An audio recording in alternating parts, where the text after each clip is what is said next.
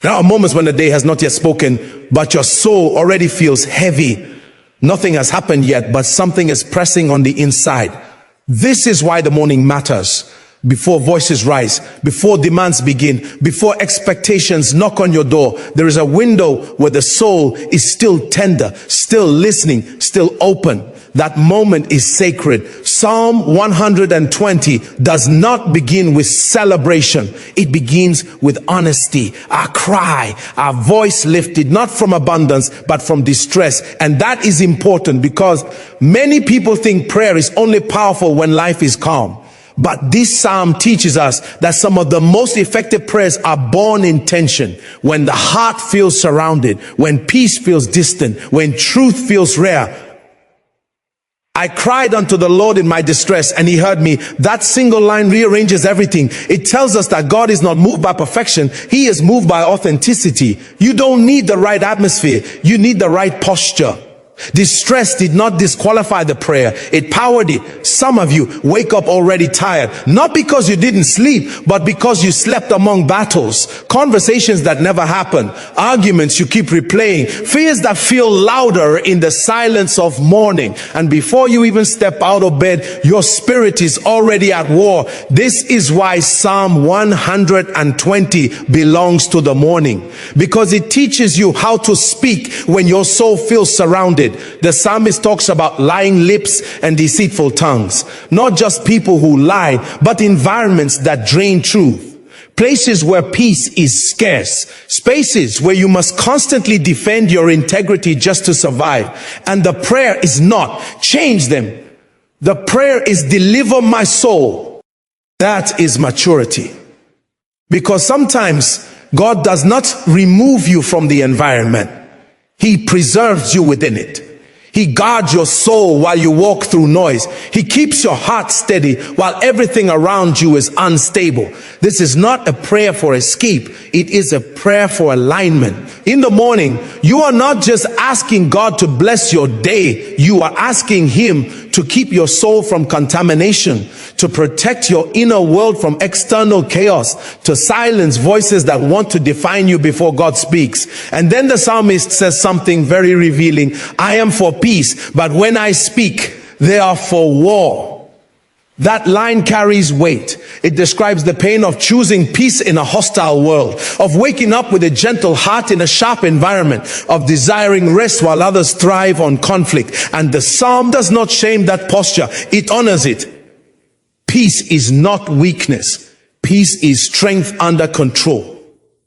Starting your day with this prayer is saying, I refuse to let the temperature of my environment become the temperature of my soul. It is declaring that your spirit will not mirror the chaos around you, that your words will not become weapons just because others are armed. This is why the morning prayer matters, because whatever you don't submit to God early, you will struggle with later. Whatever voice you allow first will shape everything that follows.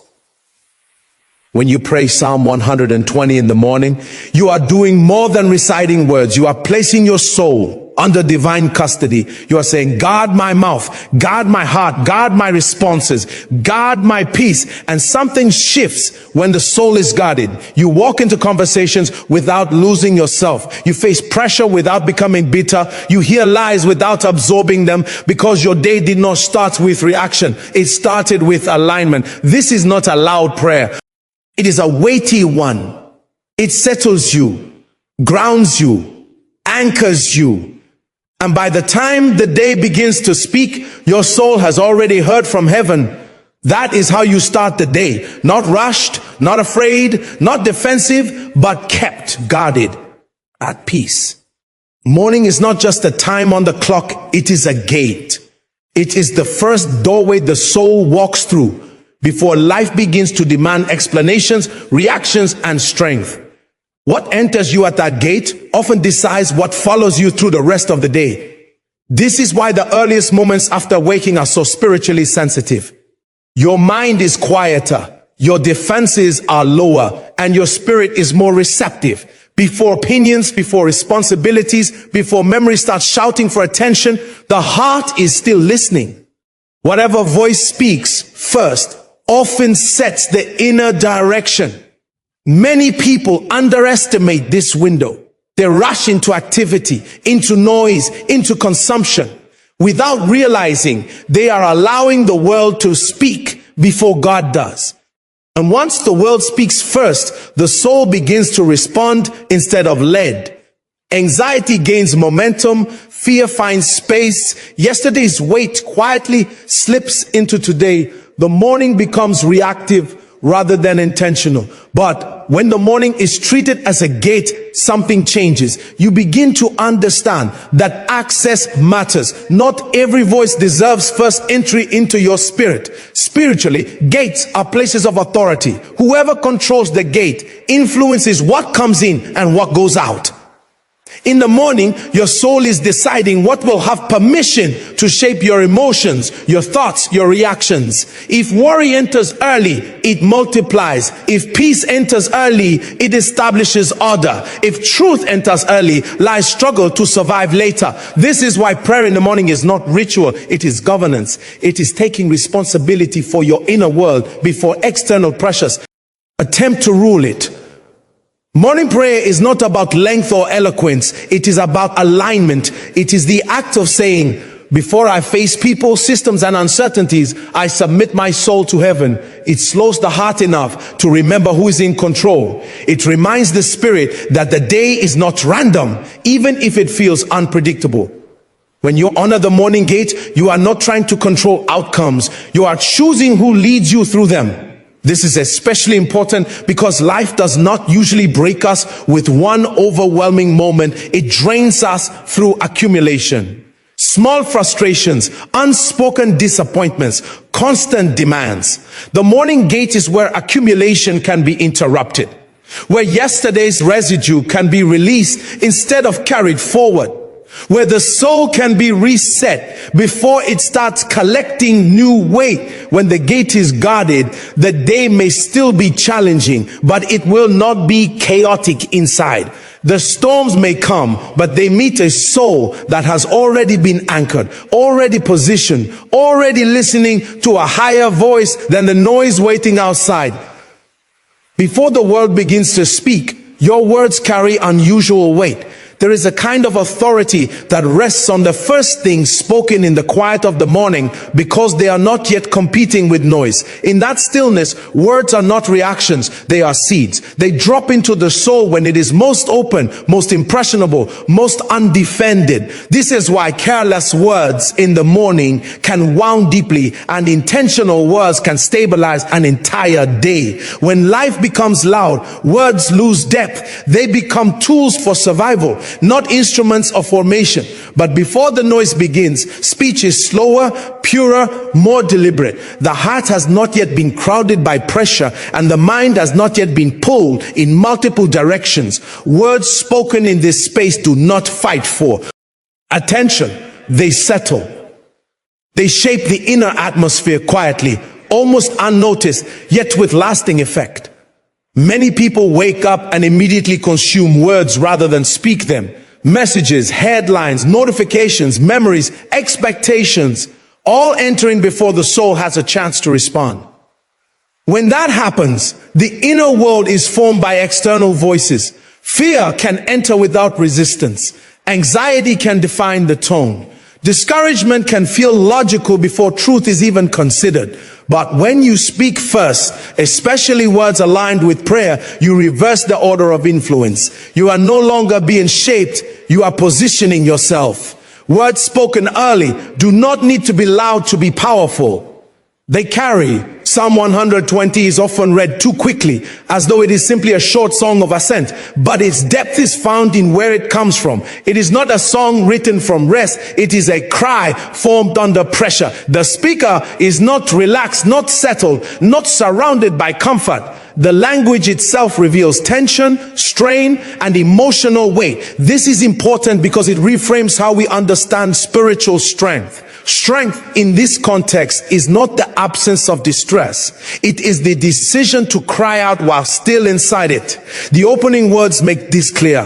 The prayer does not begin with gratitude or praise, but with distress. This tells us that God does not require emotional polish before listening. The psalmist does not wait to feel better before praying. He prays because he does not feel better. That distinction matters. Many people believe they must first regain composure, clarity, or faith before they approach God. But Psalm 120 dismantles that idea completely. The cry itself becomes the evidence of faith. Pressure has a way of exposing what is truly happening inside the soul. In comfort, people can pretend. Under strain, truth surfaces. Psalm 120 is honest about the environment, honest about the pain of falsehood, and honest about the exhaustion of constant tension. It does not exaggerate the situation, but it does not minimize it either. This balance teaches us that spiritual maturity is not denial, it is clarity. Naming distress does not weaken prayer, it sharpens it. The psalm also shows that distress does not mean distance from God. The phrase, "and he heard me," carries quiet power. It confirms that heaven is attentive even when the prayer rises from confusion and pressure.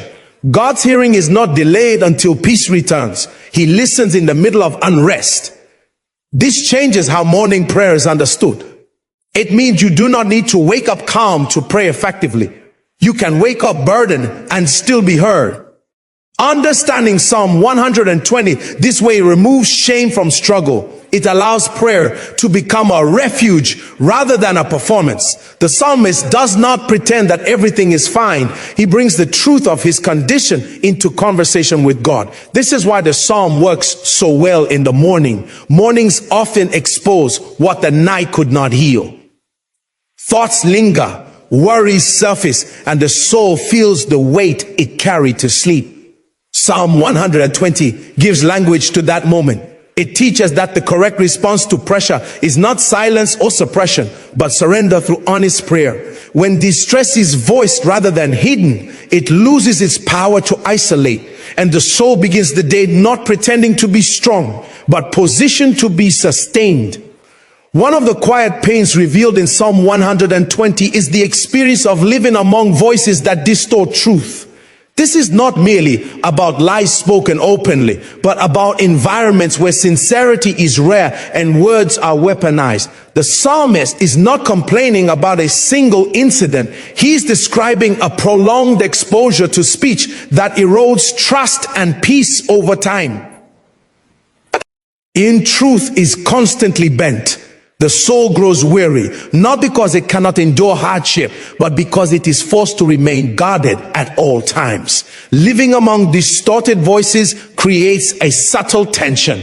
You begin every conversation prepared for misunderstanding. You weigh every word, not to communicate clearly, but to protect yourself. Over time, this vigilance drains emotional and spiritual energy. The heart longs for rest, but the environment demands alertness. Psalm 120 captures this exhaustion without exaggeration. It acknowledges how deeply words can wound, especially when they come from people or systems you cannot easily escape. Distorted voices do more than misinform. They reshape reality. When lies are repeated often enough, they begin to sound normal. When manipulation becomes routine, clarity feels like rebellion. This is why the psalmist's prayer is not centered on correcting others, but on preserving his own soul.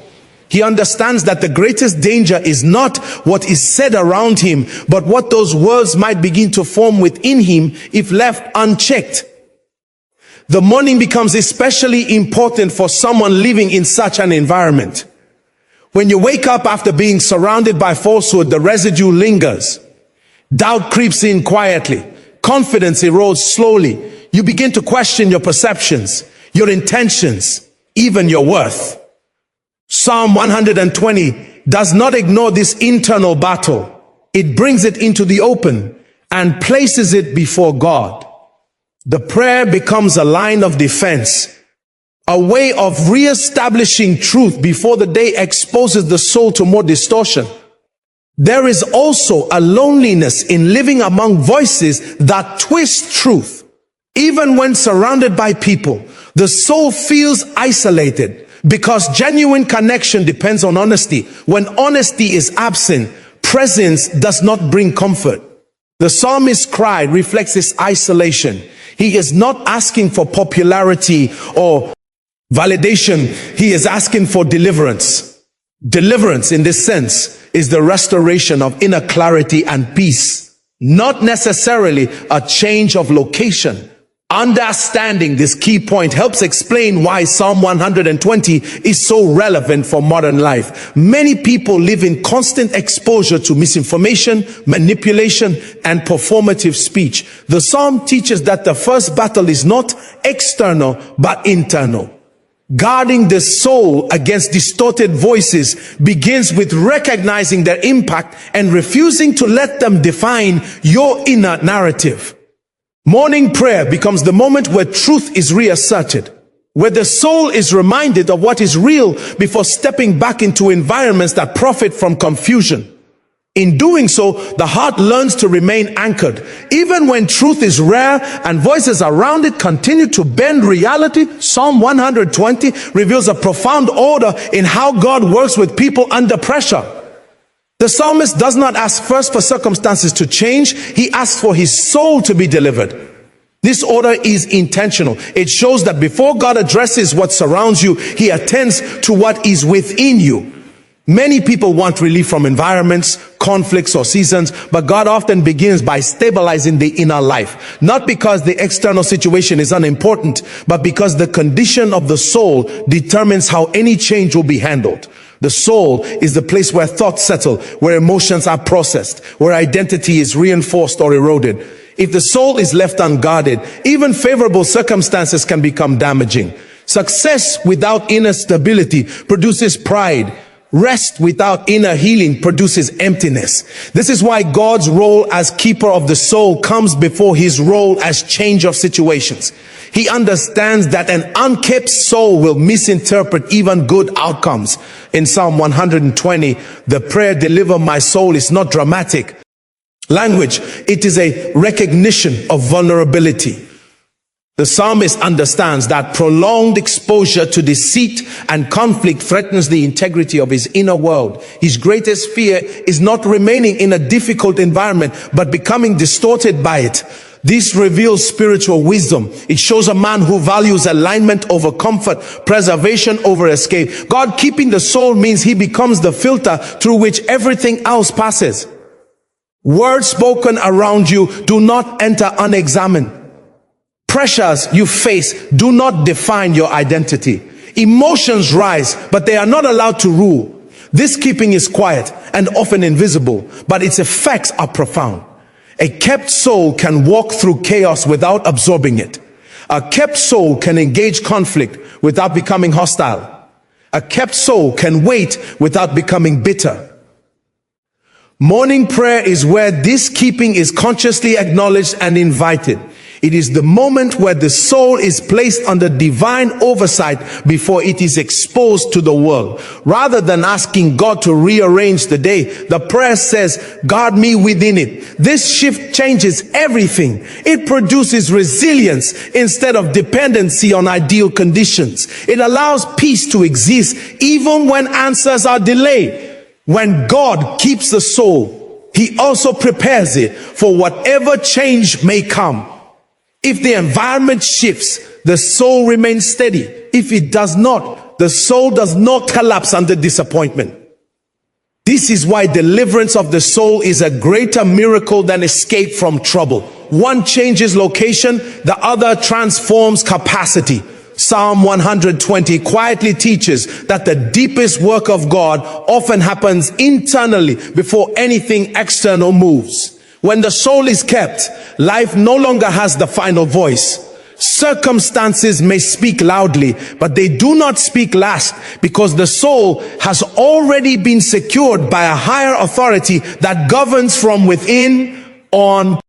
E of the quiet dangers the psalm exposes is the tendency to carry yesterday's battles into today.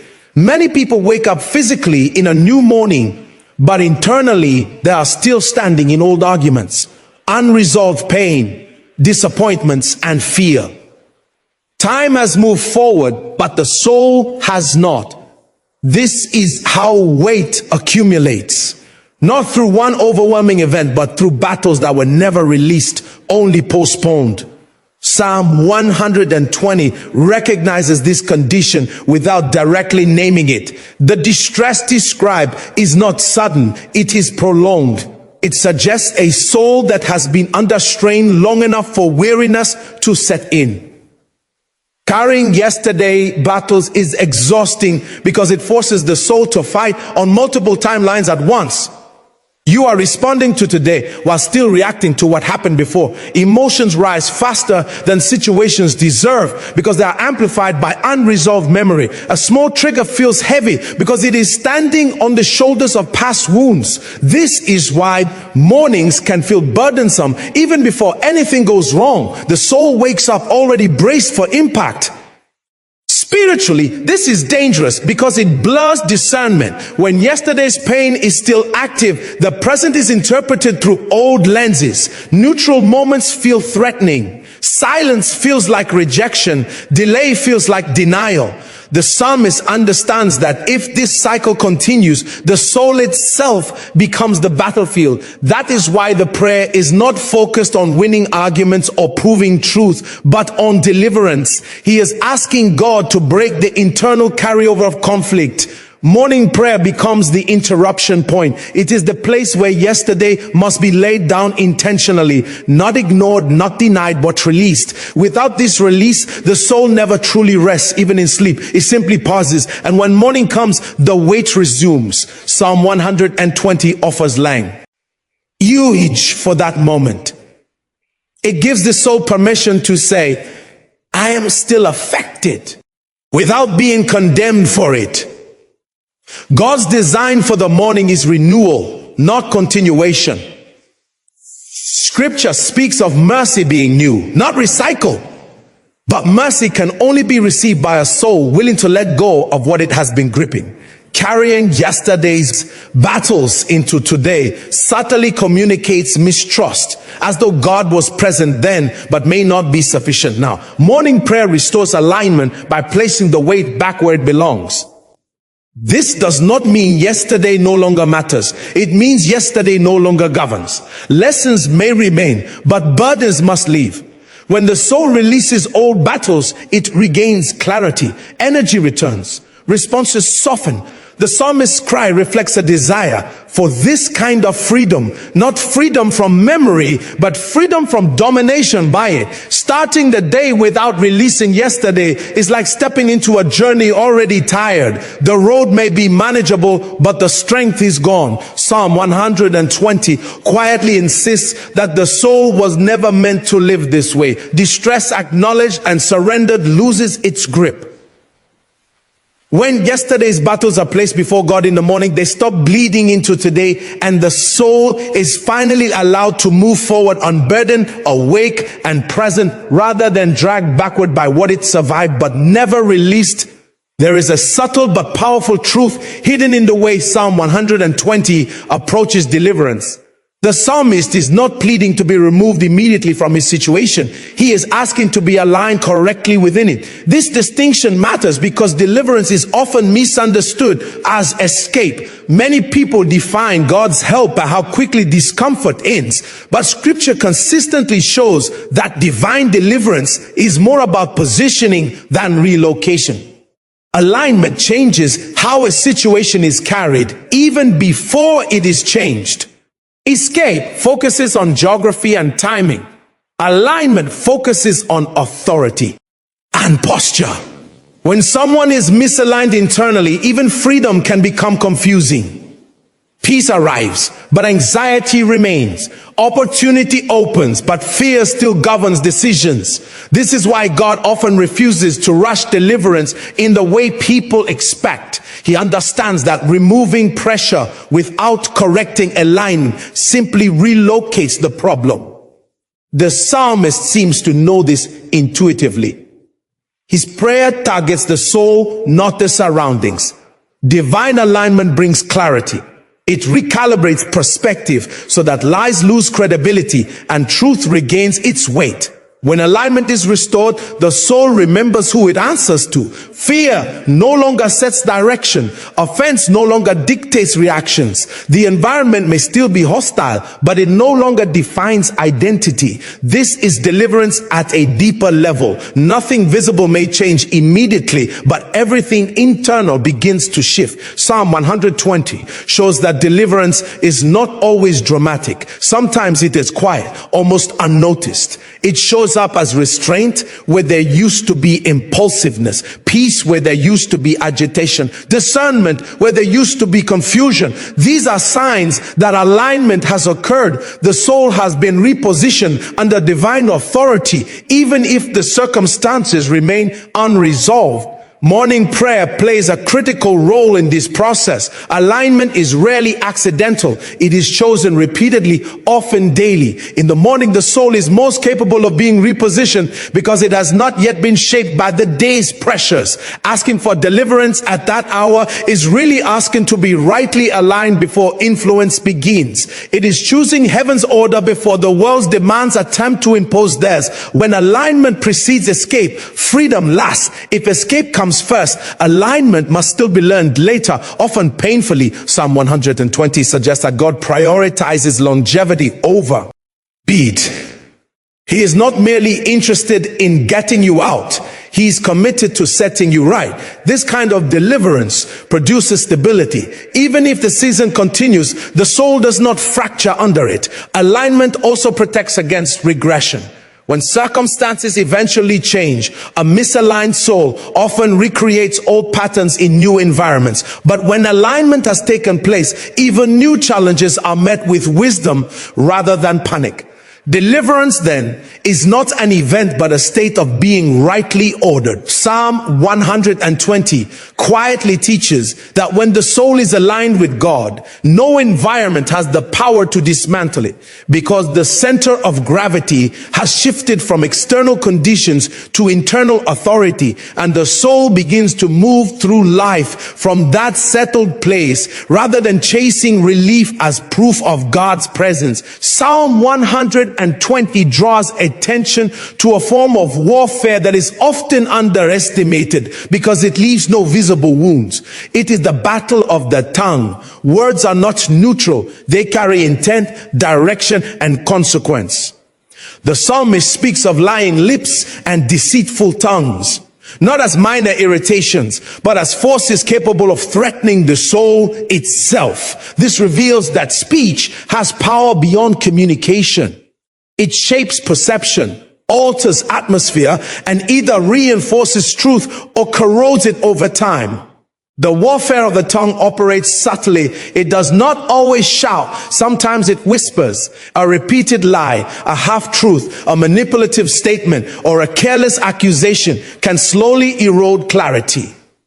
Over time, the soul begins to internalize what it repeatedly hears. This is why distorted speech is dangerous. It does not merely misinform, it attempts to reframe reality. When lies go unchallenged, they seek to become truth in the listener's mind. Prayer becomes the counter weapon in this kind of warfare, not because prayer is louder, but because it is aligned with truth. When the psalmist cries out, he is not engaging in verbal combat with his accusers. He is repositioning himself under a higher authority. This is wisdom. Engaging every lie directly often multiplies confusion. But prayer redirects the battle to a realm where words are weighed differently and truth is not negotiated. The tongue is also a battlefield internally. The words a person speaks to themselves can either reinforce strength or deepen distress. When surrounded by deceitful speech, the temptation is to adopt the same language internally, replaying accusations, doubting motives, and rehearsing fear. Psalm 120 interrupts this cycle. It replaces internal monologue with prayer. Instead of arguing internally, The psalmist speaks upward. This shift protects the soul from becoming its own adversary. Morning prayer is especially strategic in this warfare. The words you speak early become the standard by which later words are measured. When prayer establishes truth at the start of the day, lies encounter resistance. They may still be heard, but they do not land with the same force. The soul recognizes dissonance because it has already been tuned to truth. The weapon of prayer is not aggression, it is alignment. It does not seek to dominate others, but to preserve integrity. In a world where words are often used to manipulate, prayer becomes a way of returning language to its original purpose. It restores speech as an act of trust rather than control. Psalm 120 teaches that victory in this warfare does not come from having the last word, but from having the right word shape the inner life. When prayer governs speech, reaction slow, discernment sharpens, and restraint replaces impulse. The psalmist's focus on the tongue is not accidental. He understands that whoever controls language influences direction. By choosing prayer over retaliation, he chooses to let truth rather than noise determine the outcome. In this way, the weapon of prayer quietly disarms the power of deceit, not by silencing it externally, but by refusing to let it occupy the soul internally, where real damage is done. One of the most freeing truths embedded in Psalm 120 is the understanding that God responds to sincerity, not volume.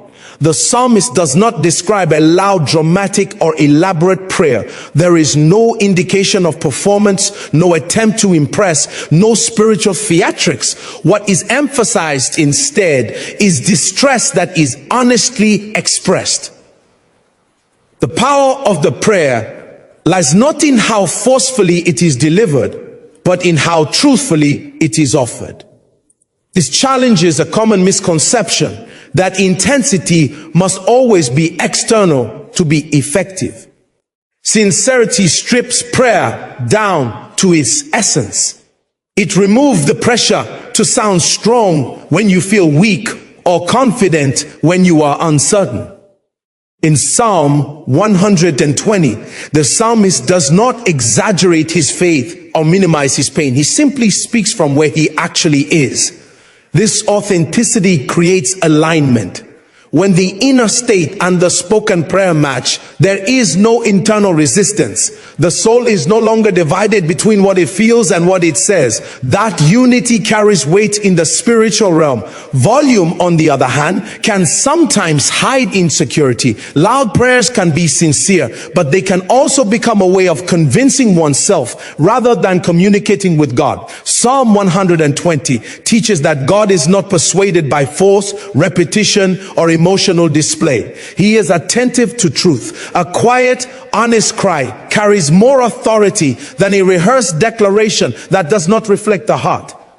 This is why the psalmist can say with confidence that he was heard. The hearing was not earned by effort, but granted because of authenticity.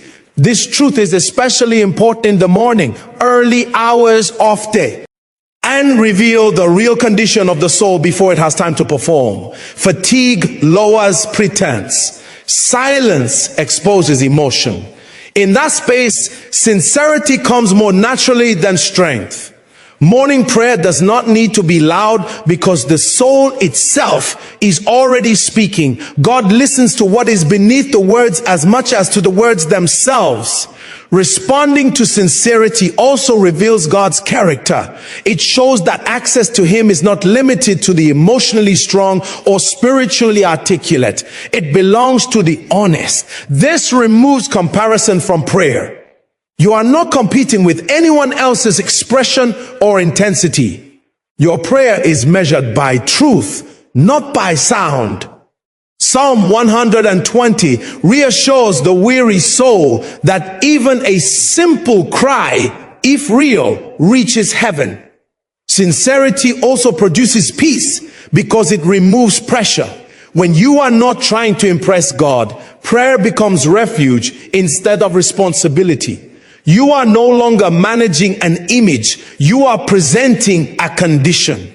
That posture invites response. The psalmist does not say God heard him because he prayed well, but because he cried from distress. This reframes prayer as relationship rather than ritual. In environments filled with noise, exaggeration, and false speech, sincerity becomes an act of resistance. It reclaims truth in its purest form. Psalm 120 honors this kind of prayer. It reminds the soul that God is not drawn to volume, but to honesty, and that the quietest prayer spoken from a truthful place can carry more power than the loudest declaration spoken from performance. Learning to rest while surrounded by unrest is one of the most difficult disciplines of the soul. Psalm 120 does not describe a peaceful environment. It describes tension, hostility, and constant exposure to conflict. Yet within that reality, the psalmist reveals a longing not just for change, but for inner rest. This kind of rest is not produced by favorable conditions. It is cultivated through trust and alignment. It is the ability to remain internally settled even when external circumstances remain unresolved. Unrest around you naturally attempts to invade you. Noise demands attention. Conflict demands response. Pressure demands urgency. Without intentional boundaries, the soul begins to mirror the environment. Anxiety becomes normal. Tension becomes constant. Rest feels irresponsible. But Psalm 120 quietly challenges that pattern. It shows that rest is not the absence of conflict, but the refusal to let conflict dictate the inner state. Rest in such conditions is not passive. It is active resistance against chaos. It requires discernment to know when to engage and when to remain still. The psalmist acknowledges the presence of warlike speech and deceitful voices, yet he chooses to direct his energy upward rather than outward. This decision preserves strength. Constant engagement drains the soul, but selective engagement, guided by prayer, sustains it. Morning prayer becomes the training ground for this kind of rest. Before the day introduces its unrest, the soul is taught where to anchor. Rest does not mean the problems disappear. It means they are placed in proper perspective. When the soul rests in God, it no longer carries the illusion that it must fix everything immediately. Urgency gives way to clarity. Reaction gives way to response. There is also a humility in learning to rest amid unrest. It acknowledges human limitation. It admits that not every battle is yours to fight and not every tension is yours to resolve. Psalm 120 reflects this humility. The psalmist does not attempt to manage the chaos around him through control. He entrusts himself to God's keeping. That trust creates space for rest to exist even while questions remain unanswered. Rest under pressure is often misunderstood as indifference, NCE. In reality, it is a sign of deep faith. It says, I care, but I am not consumed. This posture protects the soul from burnout and bitterness. It allows compassion to survive in harsh environments. Without rest, even good intentions become heavy burdens. Learning to rest while surrounded by unrest also reshapes time. Moments slow down, decisions become more thoughtful, emotions lose their urgency, the soul begins to breathe again. This does not happen automatically. It is practiced often daily through prayer and surrender. Psalm 120 models this practice by turning distress into dialogue rather than despair. In a world that thrives on agitation, choosing rest is countercultural. It is a declaration that peace is not dictated by circumstances, but by alignment. The psalmist's quiet confidence shows that rest is possible even in hostile spaces when the soul has learned where to lean. This kind of rest does not ignore reality. It transcends it, allowing the soul to remain whole and steady while everything around it remains unsettled, without being pulled into the same turbulence or losing its center of gravity. Learning to rest while surrounded by unrest is one of the most difficult disciplines of the soul. Psalm 120 does not describe a peaceful environment. It describes tension, hostility, and constant exposure to conflict. Yet within that reality, the psalmist reveals a longing not just for change, but for inner rest. This kind of rest is not produced by favorable conditions. It is cultivated through trust and alignment. It is the ability to remain internally settled even when external circumstances remain unresolved. Unrest around you naturally attempts to invade you. Noise demands attention. Conflict demands response. Pressure demands urgency. Without intentional boundaries, the soul begins to mirror the environment. Anxiety becomes normal. Tension becomes constant. Rest feels irresponsible. But Psalm 120 quietly challenges that pattern. It's how's that rest is not the absence of conflict, but the refusal to let conflict dictate the inner state. Rest in such conditions is not passive. It is active resistance against chaos. It requires discernment to know when to engage and when to remain still. The psalmist acknowledges the presence of warlike speech and deceitful voices, yet he chooses to direct his energy upward rather than outward. This decision preserves strength. Constant engagement drains the soul, but selective engagement guided by prayer sustains it. Morning prayer becomes the training ground for this kind of rest. Before the day introduces its unrest, the soul is taught where to anchor. Rest does not mean the problems disappear. It means they are placed in proper perspective. When the soul rests in God, it no longer carries the illusion that it must fix everything immediately. Urgency gives way to clarity. Reaction gives way to response. There is also a humility in learning to rest amid unrest. It acknowledges human limitation.